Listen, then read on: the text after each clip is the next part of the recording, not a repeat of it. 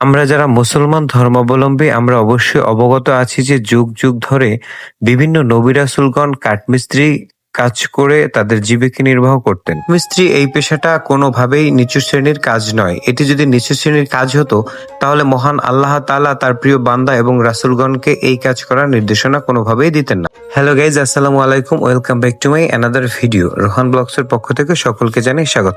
আজকে আমি আপনাদেরকে দেখানোর চেষ্টা করব কাঠমিস্ত্রিরা যে তাদের হাতের সুনিপুণ দক্ষতা এবং কারুকার্য দিয়ে বিভিন্ন আসবাবপত্র এবং তৈজসপত্র তৈরি করে তার কিছু ভিডিও চিত্র এবং সাথে থাকে নেসারাবাদ স্বরূপকাঠির বলদিয়া ইউনিয়নের চামি ও একতা বাজারে বেশ কয়েকটি উৎপাদন এবং বিপণন কেন্দ্র রয়েছে, এখানে তার কিছু ভিডিও চিত্র।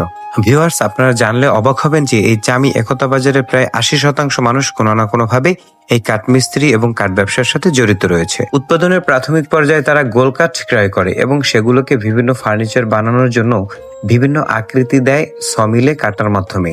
রাস্তার দুধারে লক্ষ্য করছেন বেশ কয়েকটি সমিল রয়েছে যেখানে শুধু এই গোল কাঠগুলোকে কাটা হয়। এরপরে এক শ্রেণীর মানুষ আছে যারা শুধু বিভিন্ন মেশিনারিজ এবং তাদের হাতের সুনিপুণ দক্ষতার মাধ্যমে তৈরি করে বিভিন্ন ফার্নিচার। সকল পণ্য উৎপাদন হয়ে গেলে এক শ্রেণীর মানুষ আছে যারা এগুলোকে এইখান থেকে ক্রয় করে বিভিন্ন জেলা উপজেলায় বাজার এবং মেলায় বিক্রি করা হয়। এখানে উৎপন্ন পণ্যের মধ্যে রয়েছে পালং, খাট, আলমিরা এবং বিভিন্ন ধরনের ঘরের তৈজসপত্র ও বাসনকোসন। সকল পণ্য সামগ্রী আপনি সুলভ মূল্যে কিনতে চাইলে আজই যোগাযোগ করতে পারেন চামি একতা বাজারের পূর্ব পাশে। এর ভিডিও এই পর্যন্তই। কাছে দূরের দেশে প্রবাসে যারা আমার ভিডিও প্রতিনিয়ত দেখেন সকলকে জানাই আন্তরিক শুভেচ্ছা ও অভিনন্দন।